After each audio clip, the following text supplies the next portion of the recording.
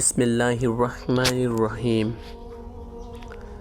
কিয়ামতের ছোট ছোট 10টি আলামত নিয়ে আপনাদের মাঝে তুলে ধরলাম। 1. মিথ্যা কথার প্রচলন বৃদ্ধি পাবে। 2. আমানতের খেয়ানত করবে। 3. সন্তান পিতামাতার অবাধ্য হয়ে চলবে।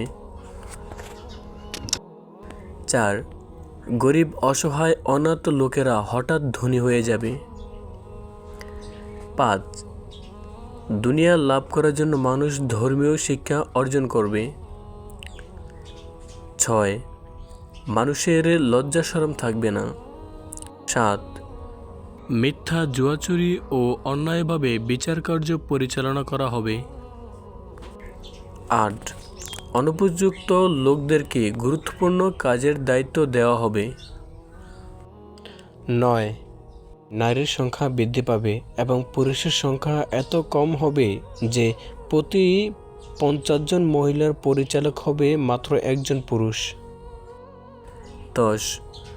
মানুষ নিজ পিতামাতাকে শত্রু ধারণা করবে এবং বন্ধুকে আপন বলে মনে করবে।